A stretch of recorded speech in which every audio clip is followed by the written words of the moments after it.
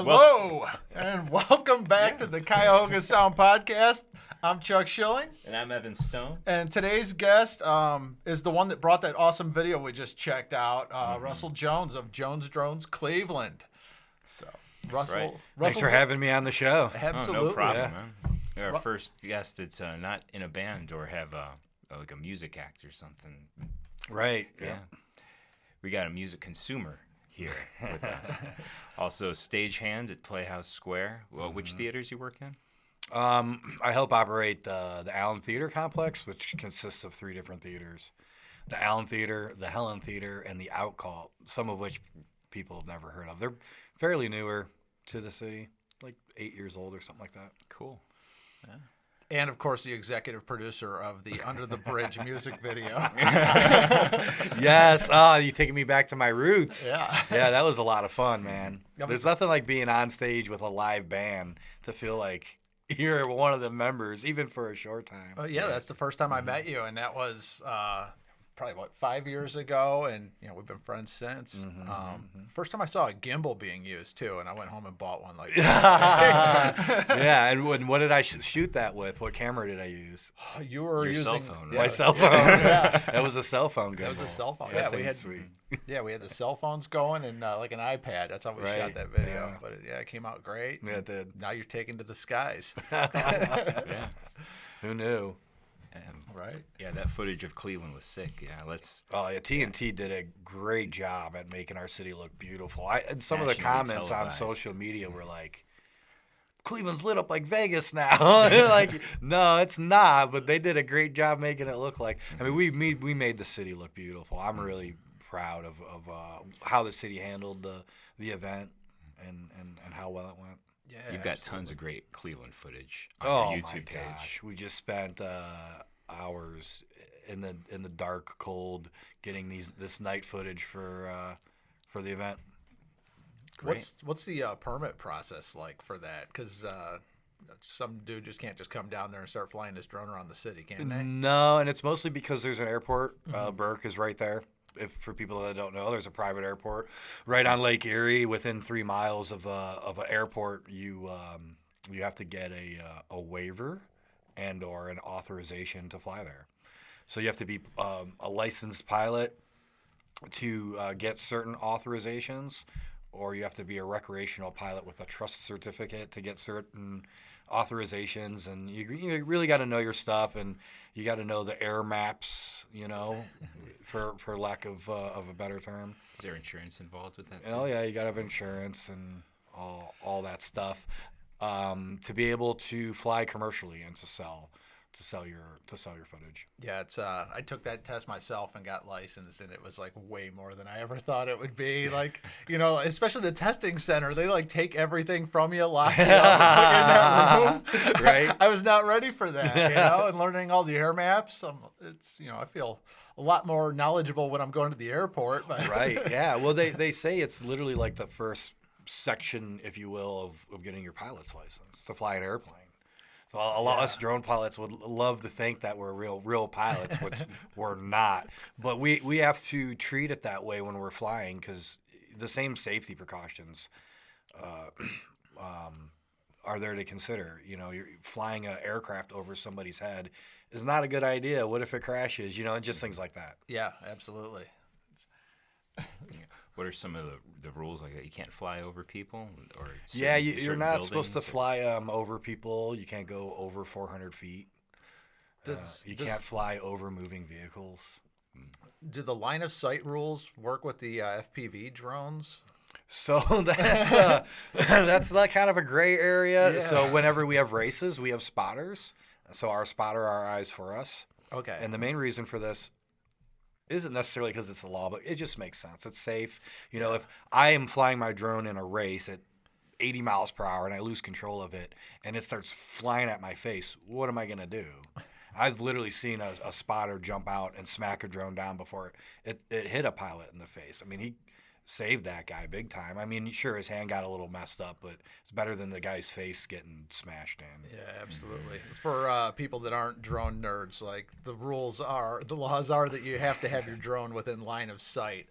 So I've done it from Which means if you can't see it, you Yeah. shouldn't be flying it, Yeah, or you got to absolutely. bring it back. Which is a good rule to have, anyways. You know. Yeah. Not everybody follows the rules. You know, we've got some renegade FPV pilots out there, and maybe even some people that have companies that you know just they just need to get the shot, and that's all that matters to them. I've tried really hard to stay legit, you know, and the community I'm involved in, the drone racing community especially, they've checked me, if you will, over the years and made sure that I've stayed that way, and I'm really glad I have. It's paid off for me.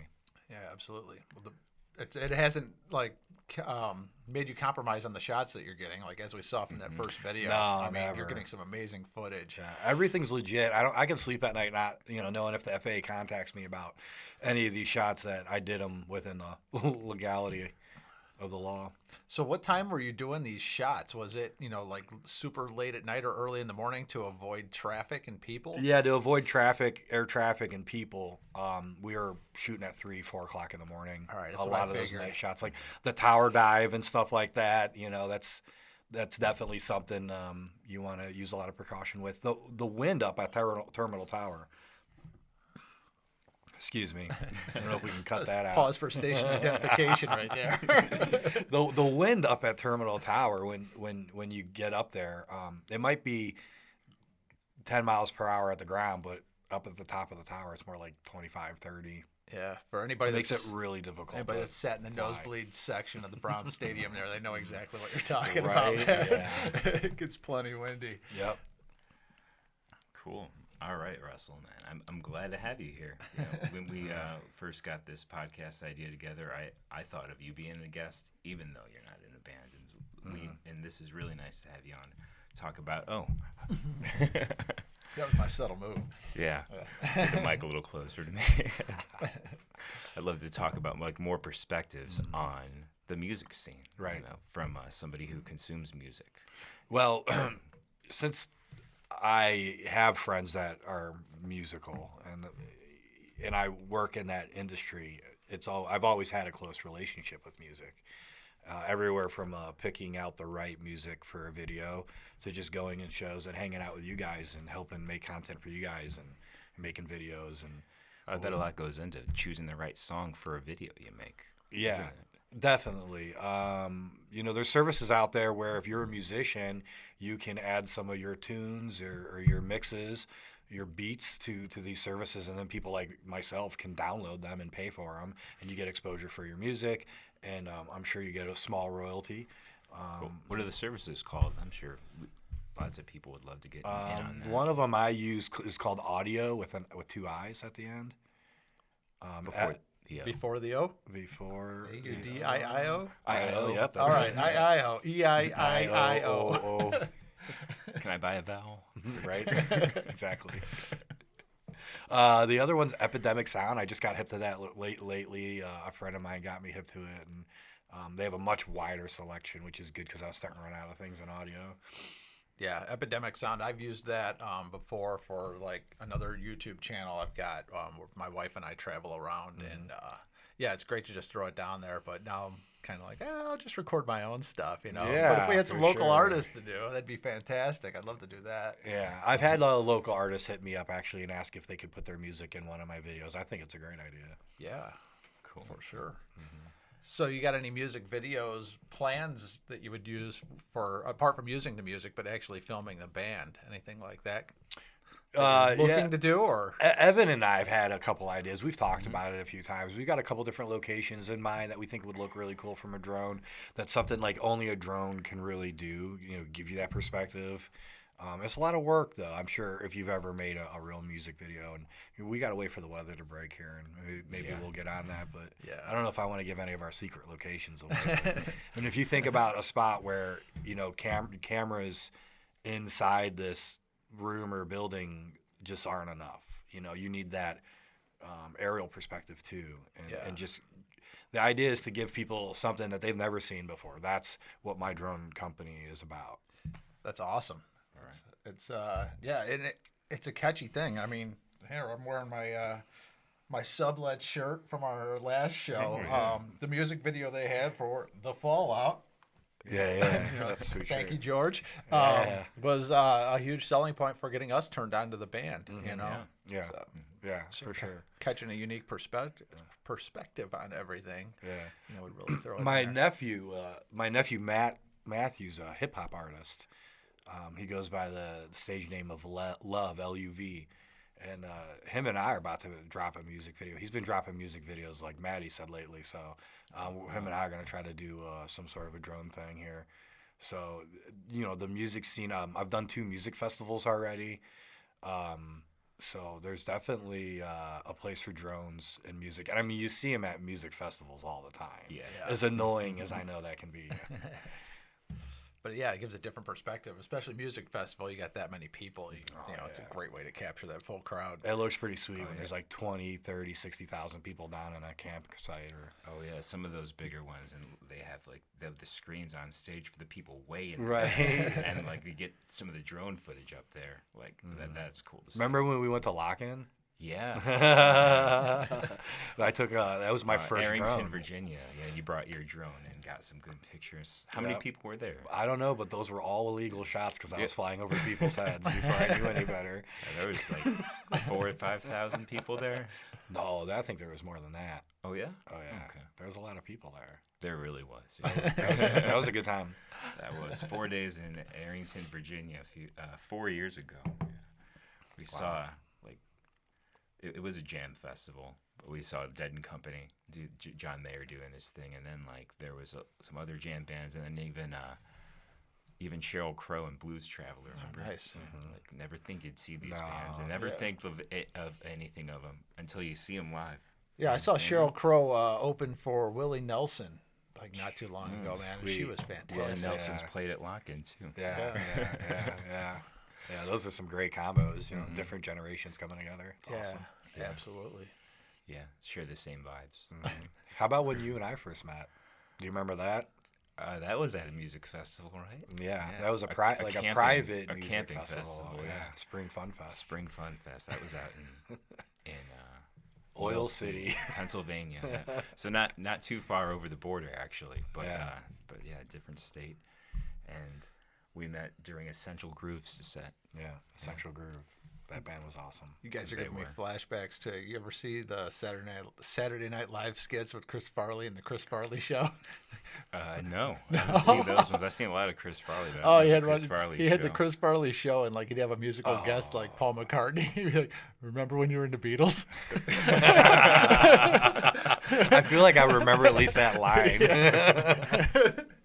Yeah, in the one song it says, "The love you take is equal to the love you make." Is that true? Rest in peace, Chris Farley. You were freaking awesome. Well, let's cheers to him. Yeah. Yes. Yeah. It's been Yeah, a let's long drink time to Chris already. Farley. Huh? All right. That's what he would do. He would Yes. want it that way, I think. Yes. Absolutely. Cool. So, you just walked up. I walked up to you right when you were like front stage. Yeah, I was kind of like on my own little world, jamming out to this band. I had no idea who they were, and you just came up to me and you were like, "So, what do you think of this band?" And I was like, "Man, I think they're awesome, man. They're way better than that New Moon Rising band that just played." He did say that, and I'm like, oh, I was in that band. That might be a little bit of a fib. But no, you were like, yeah, this is my buddy. These are friends of mine. I invited them here, and we just talked about music all night, and we've been best buddies since. That's right. So you've been hanging out at music festivals. Any inclination to get a band going or anything, or? Nah, man, I've been so busy every time I try to think of, because I always wanted to learn how to play the piano, and Evan's even offered the piano and guitar lessons, and I can't ever seem to find the time. And between being a stagehand and working full time as a stagehand and this business started this business during the pandemic and had opportunity to start it, and now it's starting to grow and it's taking up a lot of time. Yeah, it's great to see, man. Like I saw, was it the what was the video you did at Playhouse Square? Was it with Cleveland State? Yeah, and, it was a promotional video for their theater and dance program. Yeah, it's been. I mean, from there, that's the first one I saw that was like, all right, he's catching some names here that are. I'm sure you probably had some contacts before that, but that was the first one that I saw where it was like, all right, he's really catching some wind here. Yeah, Pun it's intended. interesting how all that works with the social media and everything. Cleveland State was filmed months, like 5, maybe 6 months before it was even released to social media. And so that takes you, you just got done with this All-Star game in TNT. Like, how does TNT reach out to you? Oh, that's interesting. That's a good question. I was at work and I got this email, and it looked like a scam. It was real simple, very quick question, and like, would you be interested in doing some drone stuff for the All-Star game? And I'm like, man, I don't know about this. So I emailed back. Who are you? What do you want? What are your credentials? And before I got a response, I'm like, there's a phone number. I'm gonna call. And that's when I talked to I'm gonna butcher his name here. Danilo, I think is how you say his name. Which was another reason, to be honest, why I thought this might be a scam. Like, that's not a real name. But man, what a cool You're a Ninja dude. Turtle, man. Yeah, right? Where's Leonardo? It's all the Mike Turtles Michelangelo. names smashed together. Yeah. All of them smashed together. So yeah, really cool dude, and he was legit. He says, we want some night drone footage of Cleveland, and we can't find any, and everything we've found so far kind of sucks. And we came across a couple of your stuff that we really like, and he also came across the CSU video. Yeah, I had a feeling. I shared that as much as I could. Yeah. So Well, maybe you're the reason why it happened. Bro. Well, You never know. hey, it needed to be shared, and I told It you just that takes when, one person. I shared that on LinkedIn and was like, hey, why don't you have this up yet? Yeah. Yeah, it's a huge opportunity there, and I'm just, you're like, thank you so much for sharing. It's like, this needs to be shared. There's so many people that can use your services. Like, we're here in this show trying to help musicians get a hold of you, but my wife works with heavy machinery, and she's going to be filming this thing in a quarry with all these machines working, and she's like, yeah, I'm going to be talking to Russell about that'll that. be perfect. You That's gonna know, look great. It's just, you've got a fantastic talent for it. Thanks. And, people need to see it. People need to see more of it. So And the logo's sick. Listen. Yeah. I'm gonna Yeah, walk you got right. How about that? You can hold up the Cleveland wood one. silhouette. That Cleveland silhouette. some Your dude just fancy. made this for you, huh? Look at that. High-tech graphics right there. Made it look like Evan was really holding that up. It wasn't CGI or anything. Yeah, I didn't even leave my seat. So the interesting thing about drones, and a lot of people don't know. Most people think of drones as like a flying camera in the sky. But what I do Spying on is people. I use the spy drone, yeah.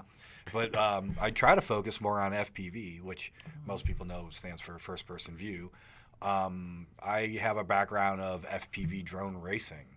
So we actually strap goggles on our heads, and we have cameras on the drone so we can see what the drone sees. So you're transformed into this drone all of a sudden, and you can just go anywhere you want, like flying around like a bird. Like, if you ever dreamed as a kid of flying around like Superman, like, you can do it. It's crazy, the experience. Some people get it right away and just fall in love with it, and that was me. And someone figured out, I didn't, if you put a GoPro on a race drone and fly it around FPV, you could make amazing videos that your flying camera spy drone can't do. Yeah. So that's really what makes my company and FPV stand apart from the rest. Yeah, they've got like an excitement built into just the format. So the drone I do is, like the consumer model Mavic thing that just flies around, and it's great for catching some like still scenery and giving it that dramatic, still scenery effect. Cinematic. Yes, but yours is like action. I mean, we saw from that ad at the beginning that it's quick shots. It's moving. Even Yeah, if you it's slow moving. it down, though, and go for the cinematic look, and this is what we use when we film bands, right? We don't use the flying camera drone with the props out that if you decide, like, did you know Prince reached out at one and it chopped his finger off? No, I did not know that. Yeah. Well, I don't know if it chopped it off, but, they got it sewed back on or whatever. This is a true story, though, is for a long time, drones were not allowed in the the concert arena because of this incident. And that's not good. We don't want that to happen to the people we're filming. So FPV's taking it to another level. We have prop guards on the props, and propellers on the propellers, so that people can't get their fingers in there and chopped off. Yeah. And then we have that perspective with the goggles on and a spotter, because we always have to have line of sight to be able to get close to an actor or a performer, like you'll see in some of my videos. And making it safe and giving that cinematic look that you just can't get with the flying camera drone. So the drones that you're using, I'd been over to your place before and seen you building these, Frankenstein monsters. Is that still the case? Is the FPV market really like that, the hands-on tinkerer type that kind of gets it going? You don't have to. I mean, the industry's making it easier for beginners to just buy one that's already ready to go and flies really great out of the box. That's starting to get better as time goes on, but all the pros, they still prefer to, until you get to some level and you pay someone to do it, like Johnny FPV. But, I still prefer to build all my own rigs, so I know exactly what's going on. Excuse me. If there's a problem during a shoot, I know how to fix it, or I know right away, let me just grab my backup so I can keep shooting or whatever. Now, do you design these, getting into like the weird techie shit, are you like designing these like with specific strengths and weaknesses that they might have? Yeah, sometimes. I mean, it's really like if you're into like cars, if you're like a gearhead or into tuning muscle cars or race cars or drag cars or anything, it's really a lot like that. I mean, you can get different motors and different what we call speed controllers and basically like processors, and then you can tune it. You can get in the computer and tune it to behave a certain way or respond a certain way. It's crazy what you can do. You don't have to, but I mean, if you want to get to the professional level, learning this stuff is very helpful, so that you can make the drone do what you want it to do for whatever specific shot. Like when I did Cleveland State, they said, we want you to dive a tower and then film a student. I was like, well, how do I dive a tower with a drone that doesn't have ducks on it and then film a student safely? So I'm like, I'm going to have to build a drone that has ducks on it that can dive a tower, which is not really easy to do because adding the ducks can add wind. The wind can affect it and other things. But, having that background of building my own drones made it pretty easy for me to figure out how to do it. Just having that description right there, I think it just made a lot of people be like, all right, I'm just going to call Russell instead of trying to do this on my own. We probably just lost most of the viewership by now. Well, I guess we better advertise then before they're all gone. Yeah. Oh, yeah, let's take a second.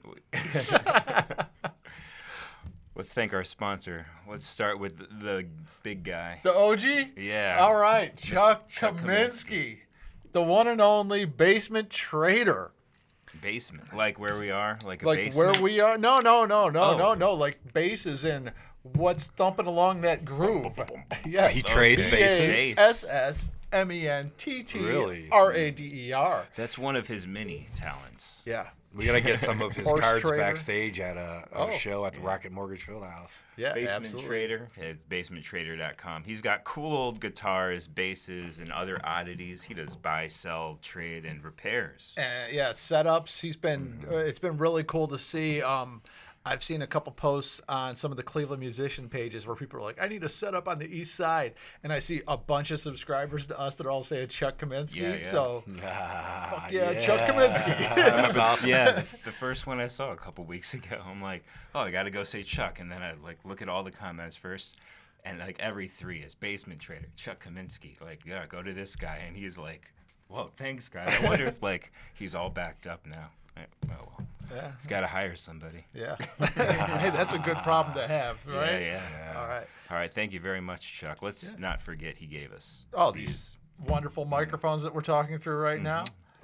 Oh, yeah. Yeah. These are nice. Yeah, They're very nice. Yeah. Chuck's a hell of a dude. Hell of a dude. Cheers to Chuck. Cheers to Chuck. What are we drinking today? We got the truth. Oh, Rhine guys. Yeah, not Northeast Ohio, but still Ohio. Yeah, All right, Cincinnati. Cincy. Cool. We're spreading our wings. We here. are, yeah. Rheingeists. Truth, yeah. This is the original one that made them take off, I remember. I remember the first time I ever drank it. It was the first time I ever drank an IPA and was like, Right, I like this. Yeah. I remember actually trying to get pretty you to good. taste IPAs before. They're disgusting. It took me a Yeah. long time. I was like all in on stouts and IPAs. I was like, nah, not doing it. Same but- here. Yeah, they wanted you to know the truth about how IPAs could really taste. I thought it just had higher alcohol content and it made you tell the truth. Next in one, my case, yeah. listen CLE. Is that what we're moving next? Oh, listen to CLE. Why Love don't you these guys, Mike McFarland and Amanda Nix. Yeah, got they had. They started were also a this. big part of this all-star game with getting the busking station set up. Oh, man. really? right. Nice. Shout out to Yeah. all the musicians Oh, playing that's and awesome. like. Down there. No, I Oh, wish I man. would have. Yeah, that they would had have been cool. Listen, CLE. Stuff like that needs to be more advertised more. You know, Mm-hmm. working downtown in the entertainment industry, I should be seeing those I should be seeing that. We're stuff. working on it, man. Yeah, let's go, Cleveland. Come on, let's go. Support your local Come music. on, they had like planned buskers, like a schedule of here's where you see the street musicians. cool. They had Yeah. like submission process to get the right people. It was so cool. Now, my buddy Brian Blackbird, who works with the city of Cleveland, they yeah. had some DJs set up down. He works for Public Square, and they had some DJs set up down at Public Square, and yeah. So that was cool. They got to do that. So if you're into that kind of music. I saw that mostly because I'm Facebook friends with him and he was advertising it. But yeah, it's nice to see we're doing things like we're out there. They're putting stages up in the middle of the night in the cold. I mean, Yeah. Bright Winter was this weekend. That's right. Yeah. Yeah, So, Bright Winter Annual Festival. We have in the freezing cold. Yeah. it's awesome, man. Only was Cleveland. awesome. And it's always packed. Like no matter how cold it gets. It's good. so Evan, can you name the 9 Spotify playlists from Listen CLE? Oh yeah, that's how they got their thing going. Listen to CLE. All right, so they've got 9 mood-based playlists, not genre-based Okay. playlists for you to like cruise through your day with. Okay. Yeah. They're awesome. I've used them all. Yeah, and they're on And so- Spotify. yeah, they're on Spotify. If you go to listencle.com, they have a link. Like you can just click on each one. There's even like a special one for Christmas and like autumn and Yeah, you need Halloween some or holiday something like ones, that. yeah. Uh-huh. But the main 9. They've got What is Love for sure. What is Love? They got Groove, Energy Boost, Chill, Feel Good, Rock Out, Night Driving, Acoustic Cuts, and Misery Loves Company. Misery Thank Loves you. Company. Thank you, Chuck, for getting me on that last one. That's pretty good. Thanks. Well, we've tried to name them before and we failed miserably. Yeah, you guys it got it worked this out. time. Multiple times. It's only 9, man. Cool. Only 9, yeah. It's only 9. All right. Well, yeah, thank you to all our sponsors. Yeah, And- absolutely. And any breweries who would like to get involved, we're kind of sick of buying beer, but we're not sick of drinking beer. Well, we got free vodka last We time did. from Yeah, George let's Chase. bring that around. Yeah. All right. Voodoo Vodka. VOUDOUX. Oh, yeah. The New Orleans spelling. Yes. Of, By BKO Distillery in BKO Medina. Distillery. Medina, so not Russia. Not Russia. Yeah, buy some Buy some instead. U.S. Exactly. Ohio-based vodka. Non-aggressive. Stay away from the The non-aggressive. non-aggressive. Yep. And we're joking about all this stuff, but definitely thoughts are with Ukraine right now. It's crazy. We're filming this while their country's being invaded, and the images coming out of there are just horrible. So Oh, man. taking a dark turn there, but we definitely got thoughts with Ukraine here. All right. Cheers to Ukraine. Cheers to Ukraine. So, Russell, I bet a lot of, like a musician has to practice a lot, I bet a lot of preparation goes into, or went into building your skill by, like, how did you do training and, like, how did you get to, is it like a flight simulator? Yeah, there's simulators. A lot of people learn and hone their skill on a simulator, and you use the same radio you would fly your drones with to make it feel realistic. I think the best drone pilots in the world are FPV drone racers. We spent a lot of time, flying, whether it's on the simulator or in real life, like in one of our buddies' backyards, build a racetrack and fly the racetrack over and over again all day for 8 hours a day. It feels like a job. Is drone racing a big thing? And I know I've seen it like pop up on ESPN late night. Yeah, it's a ESPN growing 2 or 3. Or Ocho, maybe. The Ocho, right? Right after the squirrel on jet ski. Actually, drone racing leagues, there's so many leagues right now. Drone racing's so popular. Drone Racing League has actually made it to NBC, and I think they do Twitch and Twitter. Oh, nice. Yeah. But that's a made-for-TV drone racing. They slow the drones down and put LEDs on them and everything to make it look real cool on TV. Oh, man, I'll never forget going to one of your drone races that was like inside, and like it was dark, but everything was lit up. It was like in a warehouse or something. It's like a rave. Yeah, exactly. That was actually our version of the one I just told you about, DRL, with the lights and the LEDs and everything. That was like our version of that. They had a big computer like timing everybody and prizes. And we live stream it on YouTube. Yeah. It's pretty wild. We get I think one time we had 7 viewers. Our league. There's bigger events, obviously. You that beat get, this podcast. But I mean, we're just we're talking like our local little chapter, that nobody really knows, but our local drone racing community. So most of the people at home watching are like pilots that couldn't make it that day. So you're saying we might get 7 more viewers if you promote this well? We'd have a rating of 7. We'll be up to 8. Hopefully, long as my mom promoting this doesn't on my personal page will get you guys some exposure. Yeah. I work Same with you, yeah. with some musicians, and I work with a lot of people in Cleveland production of various different. I imagine a lot things. of stagehands like dabble in music. Huh? Yeah, a lot of stagehands are aspiring musicians, and there's some musicians that do stagehand work on the side. Yeah. Some of the best guitar techs in the world are musicians. Because they know what they're doing. Yeah, yeah. I think ZZ Top just took their bass tech, and he's their bass player now.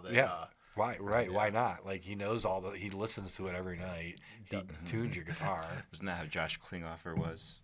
Yeah.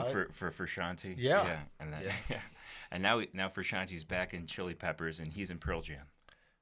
Hey, that's an all right. All right, stagehands. That's an all right. People work with who they like to work with. Yeah. Cool, man. What you meet a lot of famous people doing those shows? Yeah, sometimes. You be respectful, and if you happen to run into somebody by happenstance is one thing, but if it's obvious you're trying to like hunt someone down, that's weird. I've bumped into like Eminem and his little brother while they were going on stage in the Open Smoke tour, and I was like in Fergie's dressing room once. That was weird. I didn't expect that. LeBron James a few times. Some personal and up close interviews in the locker room. Oh, you worked a lot of Cavs games? Yeah, yes. When they were in the playoffs, we were in that building all the time. There's so much work going on. Yeah, the Cavs are a huge boost to Cleveland's economy. Yeah. Good. I don't know if people realize what a big deal that is. Well, they're doing good right now, aren't they? They were doing awesome. Yeah. I think they lost their last 3, but before that, they're hurt. They're hurt. Them to do anything. They're like super young right now. Yeah. I should say we. I haven't been a Cavs fan in a while. Yeah, we're hurt. I gotta start saying we again. I'm one of those bandwagon guys. But if you watch the All-Star game, you would have seen that we won the skills challenge. One of our guys? All 3 of us. There are 3 of our guys. Oh wow. I can't remember all the rookies' names, so I don't want to try. Evan Mobley. I know Evan for sure because we share the rookie skills challenge. Name. I think it was same first name. That's what it is. Is And that what your opening is going to be when you meet him? No.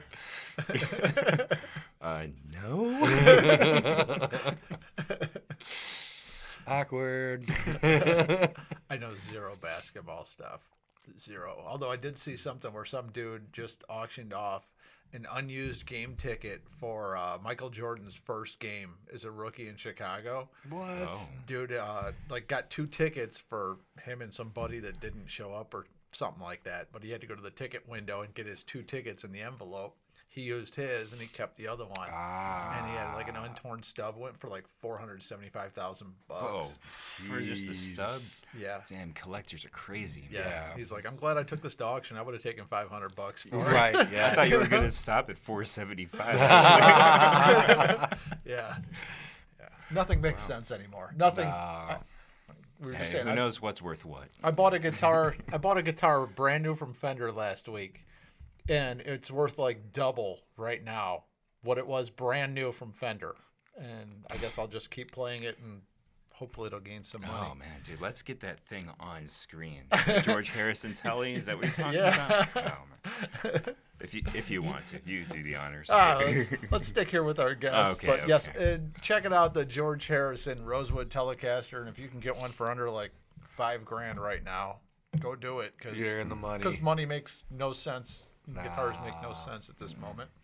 So, yeah, it makes no sense. Actually, if you want to go off on a little bit of a tangent, and this is something that I talked with Chuck Kaminsky about, was I was looking to sell the guitar as soon as, like, I bought it because I wanted the guitar, and then prices were going crazy, so I looked to sell it. Yeah. How limited was it? They made 1,000 of this. Okay. 1,000 of them. It's not custom shop or anything, and they made 1,000 of them in 2017 as well. So Okay. they did this run. It sold out in about an hour. I managed to get one, but Wow. I'm caught up in the new 2022 Beatlemania going on from Get Back. Bought the guitar, saw the crazy prices, and I'm like, I'd always flipped gear, so I'm like, I guess I'll go ahead and do this. Sure. So I went to do it, got a sale going, and all of a sudden Reverb's like, oh yeah, the government's involved now, and anything you sell for over $600, we're taking some. $10.99? You're getting Oh my $10.99 God, now. That's no way. How Really? did that happen? Yes. When did that happen? January 1st of 2022. So the threshold used to be. That's what they do with the lottery too.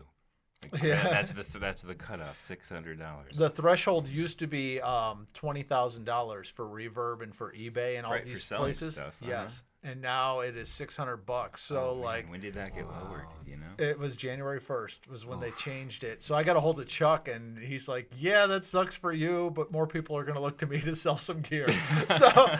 so Chuck Kaminsky wins again. Chuck will have the gear you're looking for. What and about it's- Facebook Marketplace? Can you? You can go ahead and do it there. You can do it Yeah. Craigslist. Okay. Like the things that are Craigslist, under the that's the radar. thing. Yeah, okay. Craigslist. Yeah, Craigslist I is still a bought thing. so much shit on Craigslist. That was like a year and a half of my life was just hitting refresh on Craigslist musical instruments for the entire state of Ohio, Pennsylvania, Michigan, and Wow. Indiana. Going on those road trips, and it's like, all right, I can sell this for double. Yeah, All right, and let's do texting it. my wife all Pay in the for the trip. driveway of every place. Like, here's the address. If I don't text you back in 10 minutes, I got stabbed. But yeah, so played the odds and won every time. Man. yeah, That's yeah. Good So for you. I got out while I was ahead, so it Yeah. worked out all right. No scars, no stab wounds. Well, I mean, some, but it comes with the scars. territory. I remember going to get a guitar on Craigslist, and it was in this guy's trailer, and it smelled so bad, like cigarettes in there. I came out, and all of my clothes smelled like cigarettes. It smelled my whole car up for a week like cigarettes, yeah. just from like 10 minutes of being in there. Yeah, there's some. Go to the Guitar Center or whatever. go to Basement Trader. Basement. Yeah, cut out that Guitar Center thing. I don't see them on this table. All right. So, are we back to drones, or what are we back to? Russell, do you have a website? Yes, I do. JonesDronesCleveland.com. All right. Boom. Zoom in on that. We'll throw that in the bottom in the description Yeah, there. there you go. That's right. For man. all of us YouTube people. Let's talk about what got you interested in drones in the first place. Just hanging out with a buddy with those little like Walmart drones. That could fly around in your living room, the little helicopters and stuff, and just having fun with those. And I had a friend that had an FPV drone with the goggles and the drone on the camera, and he had a hard time getting it to work. He brought it over, and together the two of us figured out how to get it to work and took it for a test drive, and I was just hooked from then. I put those goggles on and flew around, and we both gave it a try, and he's like, I just want to watch you do it. You're better at it than I am. And I just was hooked. From there, I just it was really hard to learn, to find someone to teach me how to do it, how to build it, how to fly it, how to perfect my skills.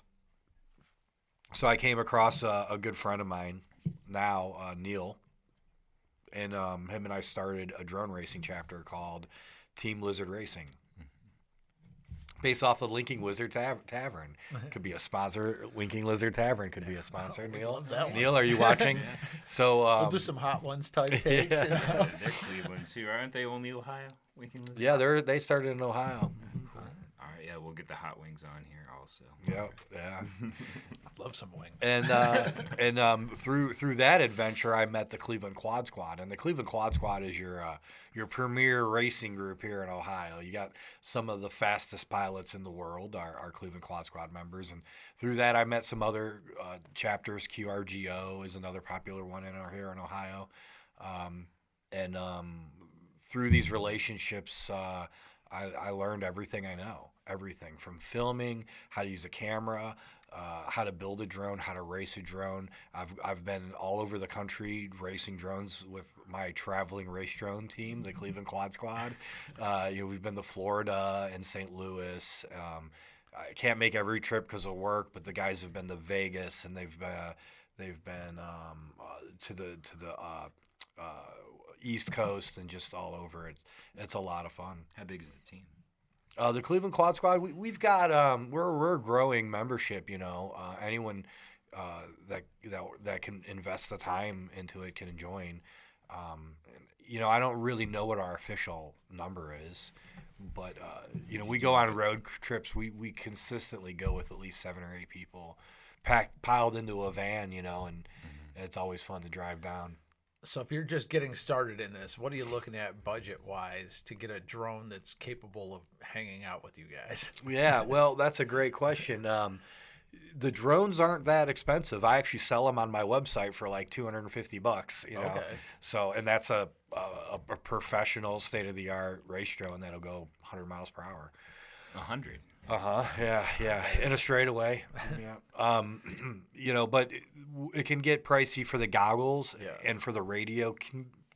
The radio's not too bad. You can spend anywhere from $100 to $200, but goggles can cost $500-$700 for a good pair.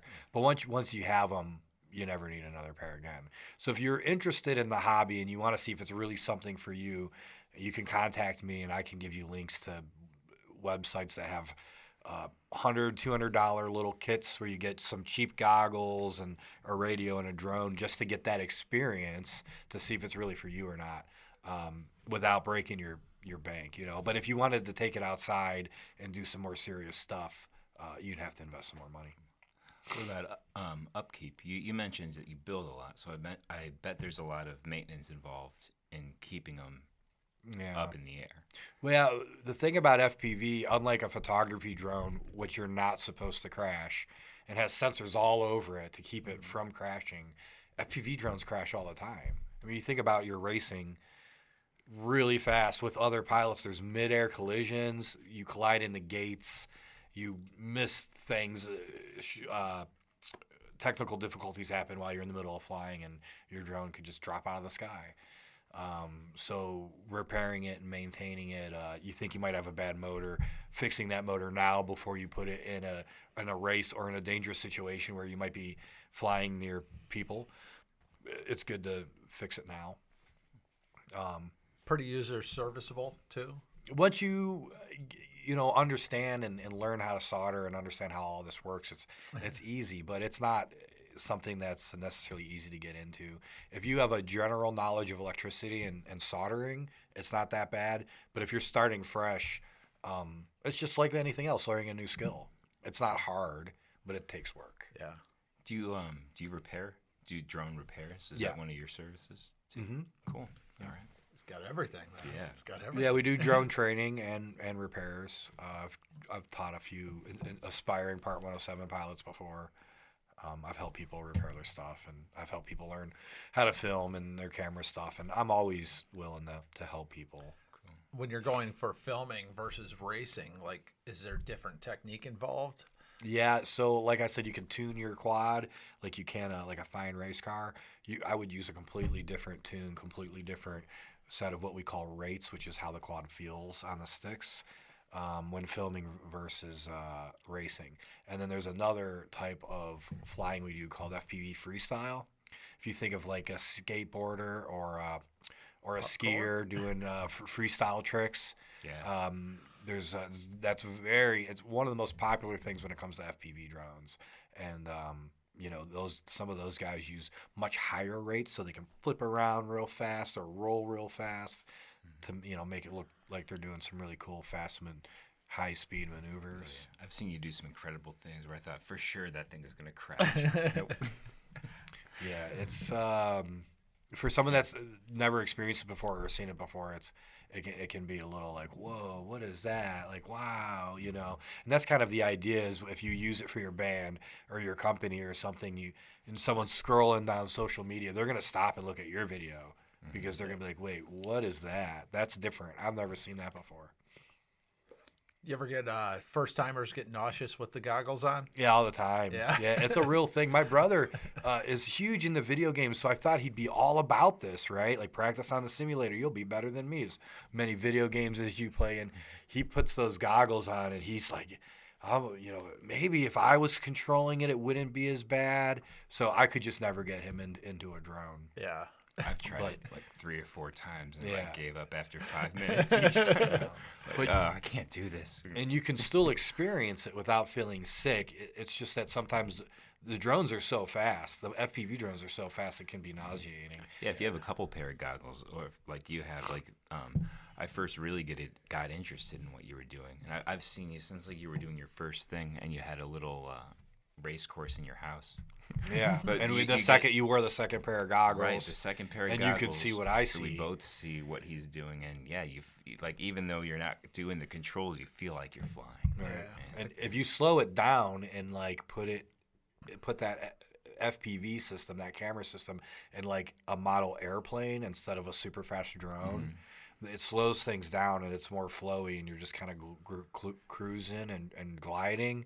So like depending on your age or your nausea level, if you still wanted to get into FPV, it doesn't have to be drones. So that's why I brought up my brother as an example, because he is an avid FPV plane pilot and he flies RC planes, FPV now.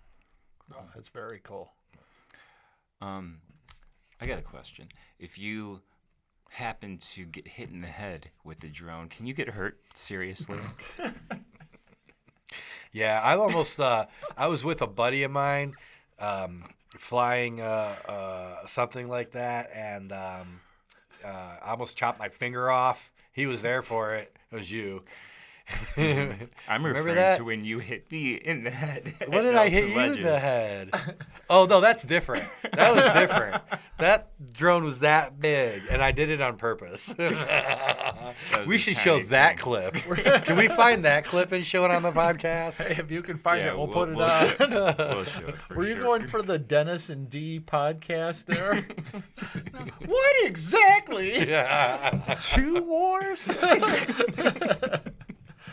And a shout out to the Always Sunny podcast, who is gargantuan compared to us. But if you guys haven't checked it out and you're a fan of Always Sunny in Philadelphia, check out the Always Sunny Me podcast. and 'cause Chuck are big fans of Heck that yeah, show. that's and awesome. It is fantastic. They started Nice. a podcast, and each one, they're going all the way back to season 1 and doing a new podcast for each episode behind the scenes. And it's fantastic because they're like really honest about it too, where they're like, this one didn't hold up. If it sucks now, they'll say it, and they'll also give you some insight behind the scenes of like they rip on each other the whole time. One of my Yes. favorite things. Charlie showed up late for that one, and yeah, they were tearing him a new one. That face plant with the drone thing, that's a thing, though. That's what we do to our drone friends that we love. That was one of the first. That was at the time like the coolest video you had ever done, though. That was one- Nelson's yeah, Ledges. Nelson Ledges, like 2017 or Something like 16, that. something like that. And he's flying along the trails, all right, and like one of those security golf carts are going around, and he's just like does a dead stop and lands right on top of the golf cart. Right That after was they cool. told me that drones are illegal. Like, at don't do Nelson. that here. Okay. They had no idea. They still, like, I flew away and they just kept driving. They had no idea there was, because it's only that big. But everyone and got since such then a they've kick hired out you of to it. do a video, right? Am I thinking of Spun Fest? They want that. We've talked about it, but it hasn't happened. No. I've done other music festivals, but not Nelson's Ledges. Now he's moved on to basic cable and. Now that you I'm on the later. national stage, Yeah. no, I'm kidding. I love Nelson's Ledges. I can't wait to do Yeah. a shoot there. Yeah, that'd be freaking killer. Yeah, that's our backyard, you know. Yeah. Jones Drones. Cleveland. Yeah. Cleveland. Cool. So Jones Drones is already taken there in Upper New York. Boo. Oh. Wait, so your company's name is already taken by someone else? Yeah, that's why I added Cleveland to it. Oh, okay.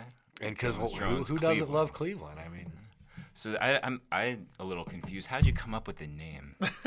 well, I took your last name, Stone, and I said, what rhymes with Stone? Drone, Stone, drones. Nah, it doesn't work. Oh, wait, what's my last name?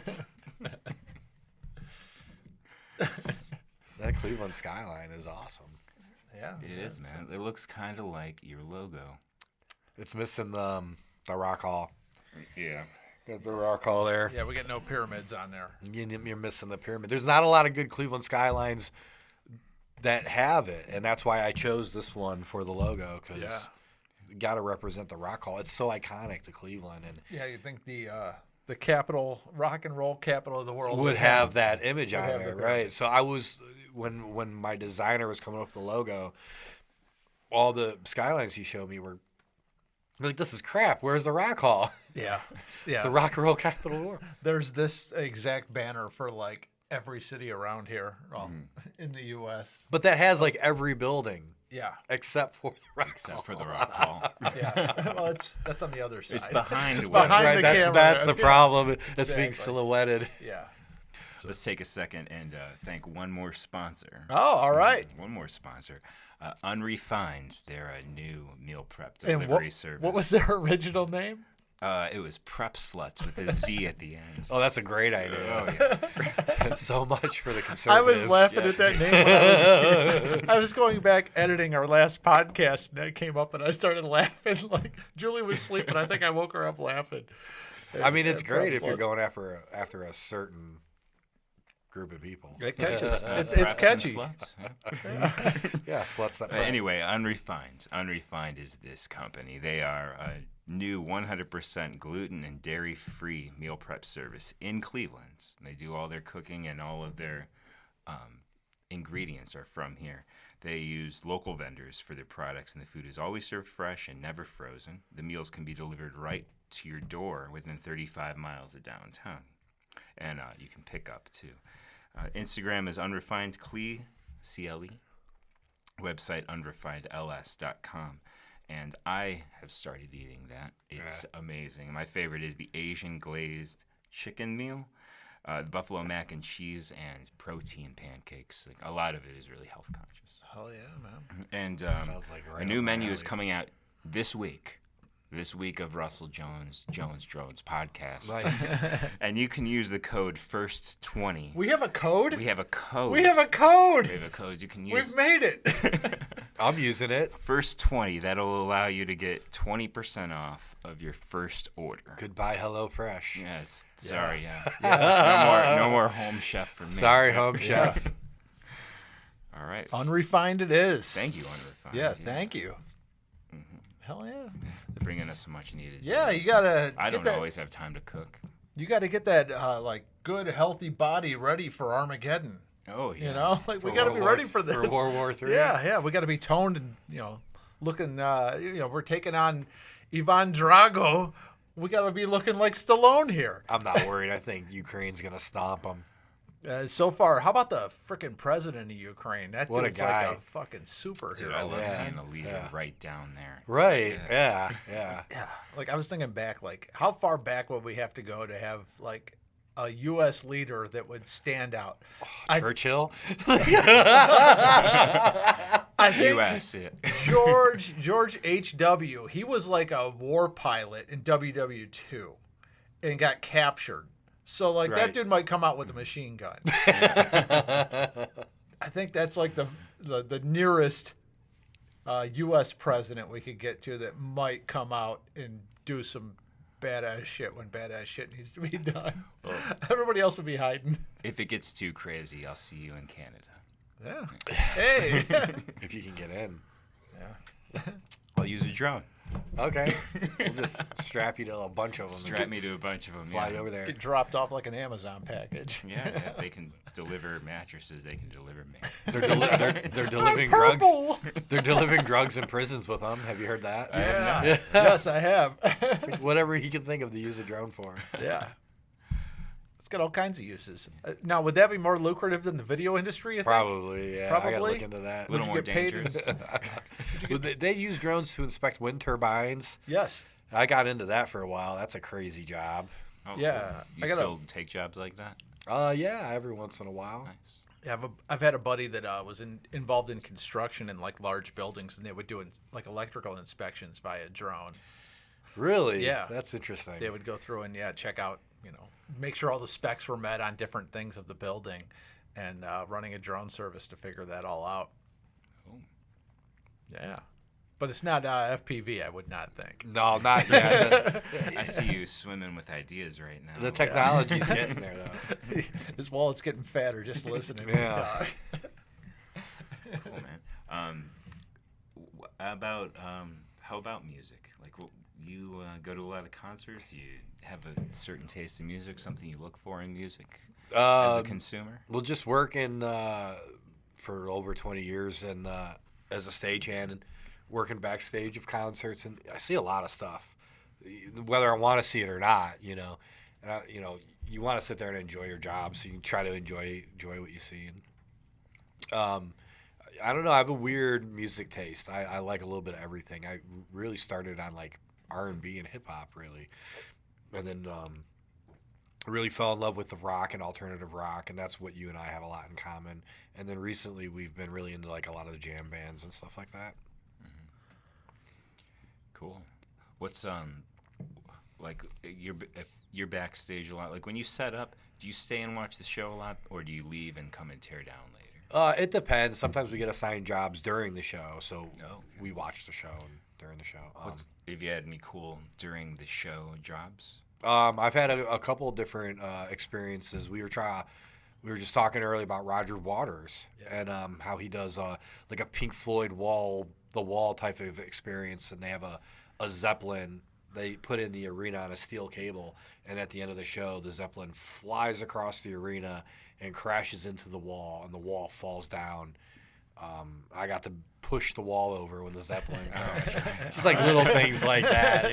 You're like, wow, that was really cool, like really cool experience, So you were on stage with Roger Waters? Yeah. we are with royalty. It's not a big deal. I've been on stage with not a lot of performers, but I mean, I don't know. I don't get starstruck.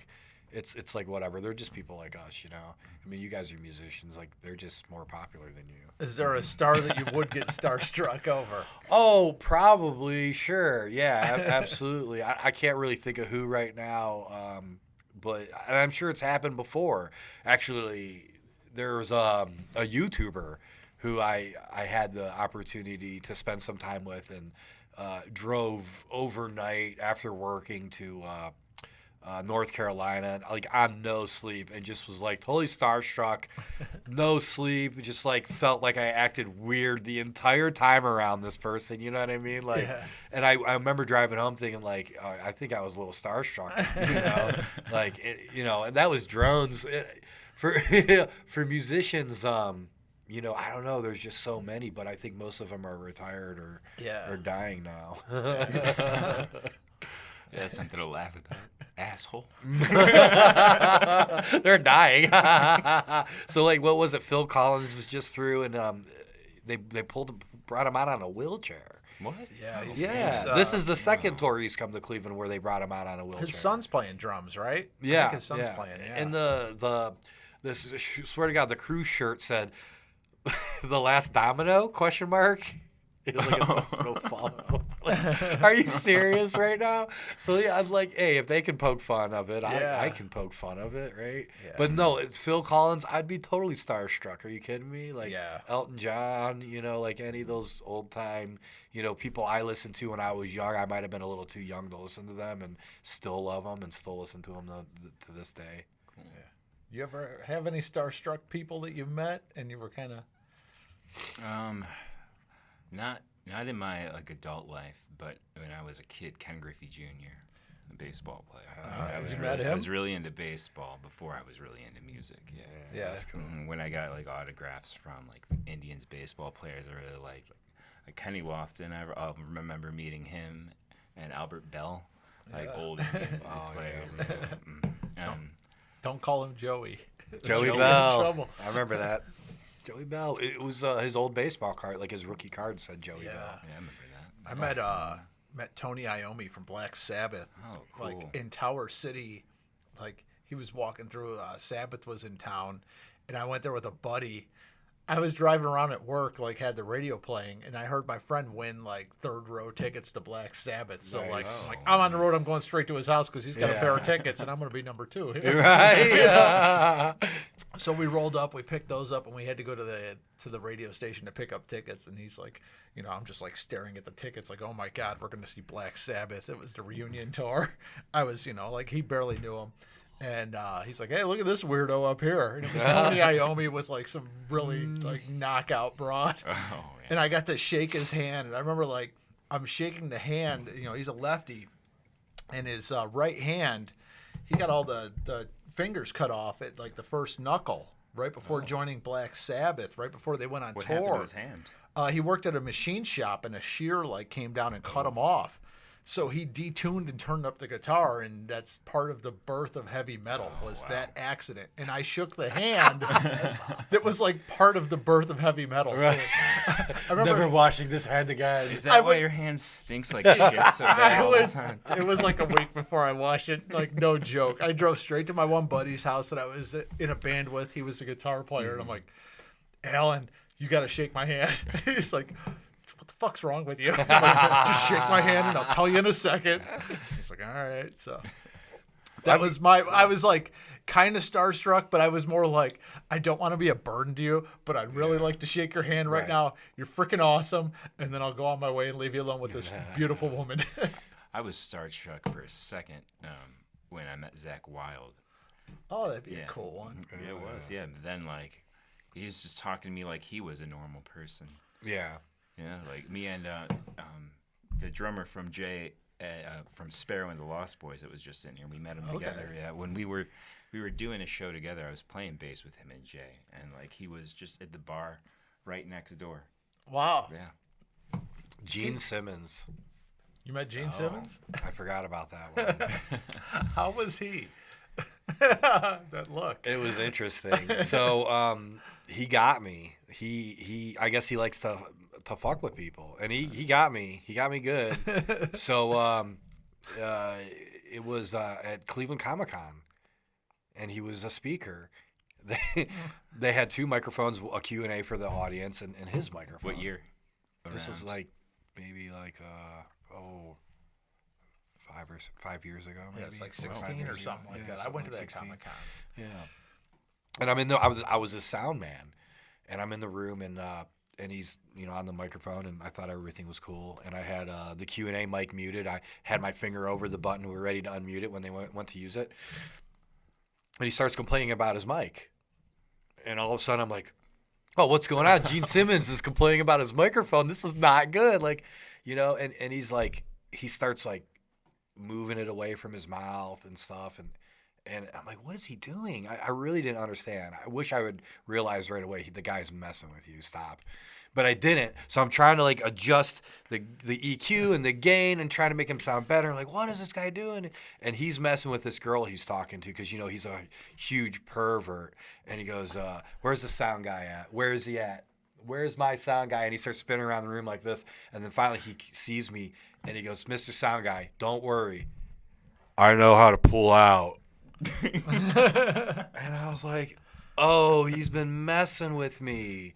But I was so flustered that they started using the Q&A mic, and it was muted. And I'm over here like, he's messing with me. And now he starts complaining, why isn't this microphone working? I was like, all right, starstruck, totally. The guy got me so good. Yeah. You don't fuck up. You're a hard worker. They mentioned you on one basketball game. Oh yeah, Remember that? hustle like Russell Jones. Yeah, that was David Griffin, the old GM of the Cavs. I was working a Cavs game, and there's a light called what's the light called? It's this big bright LED light that you're supposed to hit the announcer that's talking with it, so the camera can see their face, you know. And it's playoffs. Inside the arena, inside of Rocket Mortgage Fieldhouse, there's nowhere to sit. So they're like, you need to follow this reporter, and whenever this reporter speaks, hit him with the light. It's like, okay, cool, easy. But the reporter's going to be on this side of the arena, and you're going to be on the other side of the arena, so pay attention. Oh. I can't see them. They're on the other side of the arena. So basically every time the whistle was blown, it was like, okay, jump up in the air and see if this person is still in their seat. So the first whistle of the game happened, and I can't find them. They're not in their seat. So I start running to the other side of the arena, assuming the worst, and I get to the nearest camera guy who's on headset with the director. I said, ask them where my interview person is. I need to go. I can't find them. And they told me where they were, so I ran. And the rule is, if the microphone's down, you're good. If the microphone's up, don't hit them with the light, because they could be interviewing. And they don't want to see a light hitting the person all of a sudden on live TV. They rather them just be dark. Yeah. So I see the microphone still down. So I'm running. It could be any second now. And I put the light up. And as soon as I put the light up, they put the microphone up. They start the interview. And they asked David Griffin, how do you think the Cavs are playing today? What do you think of the first quarter? And he goes, well, if they hustle like our lighting guy, Russell Jones here, I know they're going to be fine. My 30 seconds of fame there. That was a lot of fun. You got plenty more 30 seconds to come, man. Yeah. Cool, man. Yeah, I love how far you've come, man, and how quick it's happened. That's what some dedication and hard work takes. Yeah, for sure. Absolutely, man. Thank you. I appreciate it. Yeah, it's great to see, man. Yeah, it's great to see. Thank you. I appreciate it. You guys have been two of my biggest supporters, and I'm forever in your debt. It's you're making shit the world needs to see, because it's taking things that are ordinary and making them look extraordinary. For sure. And Totally you have a total gift for it. Thank you. Yeah. Well, it's a combination of working in the music scene all these years and working for Playhouse Square and doing shows and production work, and then everything I own to the FPV drone community and the race community, multi GP. Shout out to multi GP and Chris. Yeah, that's everything happens for a reason, and it's all led up to this moment, and now it's up to me to keep it going. Cool. Heck yeah, so man. what's you got anything plans? What's the future hold for you? Yeah, I learned a lot during the TNT shoot. I learned that I could have done a lot better, and I learned how I could have done a lot better. And that's really going to be my focus on getting to that next level where I am being sought out by the national stage more often. They like to use local businesses. I think that's great. I think it's important to mention that a national broadcast channel came to Cleveland and used a local drone company for their video. Yeah. And I hope they continue to do that. I would love to get a contract with them and travel with them, but supporting your local community like that from a big company like that, I think is really important. So that was awesome to see them do that. And I really appreciate the opportunity. And what I learned from them is it's going to get me to that next level. I think there might be a pattern there. My friend Justin, who makes music out in Los Angeles, when they had the Super Bowl going, they used some of his music as like just a segue from commercial to it. Right. And he didn't even know until he heard it on the What? Oh wow, that's so cool. So that Super Bowl is out in LA. They used a local LA guy. That's awesome. Maybe that's a path that the networks are starting to take. Yeah, you never know. And also I hear it's easier for them to work with a small company Like if you come to a big I'm sure, production, video production company here in Cleveland, then you're going to be dealing with a more experienced a more experienced company, which is probably gonna have more, for lack of a better word, red tape. And with a little guy like me, it's just like, can you all go out and do this and do it as quickly as possible? And of course, we're like, yeah, little TNT, sure. Oh no, the camera died. Oh. Well, That has never happened. No, it happened episode one, 1. and it's plugged in. Well, It is plugged in. all of you listeners Wow. on our podcast, this is an exclusive now. Right, yeah. So you guys, I guess the two of you keep talking, and I will work on putting a new battery in there, and we will continue it from there. All right? Right. Okay. So keep it something not super important. Well, Oh, that the was. memory card ran out. That's no bueno. Oh, all right. I did not hear Well, that was actually all I had. I don't have any memory cards in here. No, I gotta go upstairs. You had asked me about what's next, and I have a couple jobs lined up. I'm really trying to focus on. If no one's ever heard of them, they're called one-take fly-throughs, where you fly a drone through like a business or a studio like this, but you do it all in one take, and you add sound effects behind it to make it seem more realistic and stuff like that. That's something I really want to try to focus on more.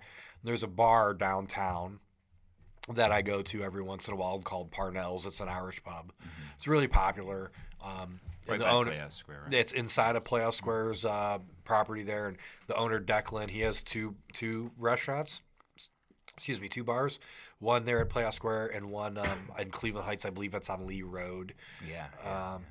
Really cool guy. Like, you want to learn about Scotch, go in there and talk to Declan. But him and I have been talking about, doing a fly through of his business downtown at Playhouse Square. Cool. Those fly through the business videos, like I've seen some really cool ones of those, man. Yeah. Cool. Yeah, I'm just trying to do more jobs like that. Yeah. Cool. Well, when it comes to local Cleveland musicians, which is the main focus of this podcast, do you have any artists that you really like to listen to, or you try to always catch their shows? Yeah, you're putting me on the spot here. My memory's not the best when it comes to things like that, but Evan, would you like to repeat that question? repeat the question while the Actually, video's working. can you repeat the question? I forgot it. Yeah, Evan asked me who my favorite local artists are here. And nothing in else Cleveland. happened besides that. Nope, nothing. Yep. And I feel like I'm getting put on the spot. I'm not really the best remembering that type of stuff. But I know you could name a bunch of them for me, because we kind of follow a lot of the same music. I know you're a big fan of the Whiskey Hollow, Maddie Finn. Oh yeah, exactly. Yeah, that would be one of the first on my list. Because I worked one of her shows. I was the sound guy for one of her shows. It was at I want to say it was the transplant games at the Cleveland Convention Center, and I was like, who is this? I've done Is that like the X Games kind of thing? Is that what... for people that have had transplants. Right. It's like the Special Olympics. Yeah. Okay. And she was playing, and her band couldn't make it. I think it was her and her bassist. And I've been mixing bands all day, and I was like, oh no, this is different. She's special. And I think she had a gig the next night, and I went and checked her out, and I remember calling you and going, man, have you heard of the Whiskey Hollow? And you're like, oh, yeah, Maddie's a friend of mine. I was like, we got to go to a show together. So we did. I think we saw them at House of Blues. And who opened for them? They were terrible. Someone forgettable. The Crash Test Dummies, was it? No.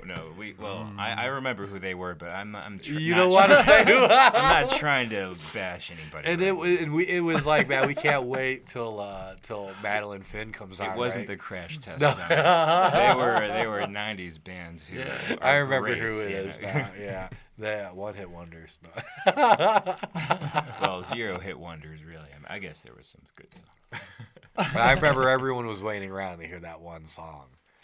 But Maddie came out, and like, I've seen her live before, and because she was on the big stage, you had told me she had a background of punk music. Yeah. Where this is more like a folk rock type of yeah, sound. They were, yeah, they And got really bluesy. And She came out on stage and did this like folky, bluesy, punk rock show. She was like crowd surfing. I was like, what is going on? It was incredible. One of the best show I saw that year. Yeah. Yeah, I mean, that's... Shout out to Maddie Finn. Yeah. And then another one is our good friend Leah Mara, who's the director of the Love Fest Music Festival in Sheridan, Ohio, which I happen to stage manage. Great friend of ours. We try to support her every year. Evans also helped assistant stage manage the show before. We do that every year. That's in June, the end of June, in Sheridan, Ohio on the square. So shout out to Leah Mara, who's a local Cleveland musician here who I believe is on this scheduled to be on this show. Oh, you see the schedule? Yeah, Yeah. I just wrote her name on the Leah calendar. Mara. Yeah, over I'm there. like, I know that name, right. So make sure to check that out. She's, excuse me, It's all right. she's awesome. Cool. A burp is nothing. We had the camera run out of memory at some point there. All right, Russell Jones. Before we wrap up, well, for anything else you want to talk about before we wrap up, we need a good movie recommendation from you. A good movie recommendation. Yeah. Okay. I haven't really seen too many good movies lately. Can't remember last time I was in the theater. I've been watching a couple shows on Netflix. A good movie recommendation. Oh, man. I love when people put me on the spot. You can name it. It can be something from your childhood. Right, It can be right. whatever. Oh, okay, I got one. I got the perfect movie recommendation. All right. It's about music. It's about production, writing. If you're into writing, it's actually probably my favorite movie of all time as of now. It's called Almost Famous. I knew you were going to say Almost Famous. Yeah, that is a great movie. Yeah, that's Nice, a great nice music choice, movie, man. That's a good one. If you haven't seen it, you gotta see it. Oh, yeah. Absolutely. All right. Russell Jones from Jones Drones, Cleveland. Cleveland. Yeah, drone photography and All-Star Game special videos. Ready to help out some local musicians with their music video needs. Yeah, and if you are a really amazing video editor and you want to get involved in editing really cool drone videos, hit me up because we're hiring. Yep. Cool. And we'll see you backstage at Love Fest. Yeah, for sure, dude. All Thank right. you so much for having me on the show. You're welcome. Absolutely. Man. Thanks, Russell. Well, for Cuyahoga Sound Podcast, I'm Evan Stone. I'm Chuck Schilling. Peace.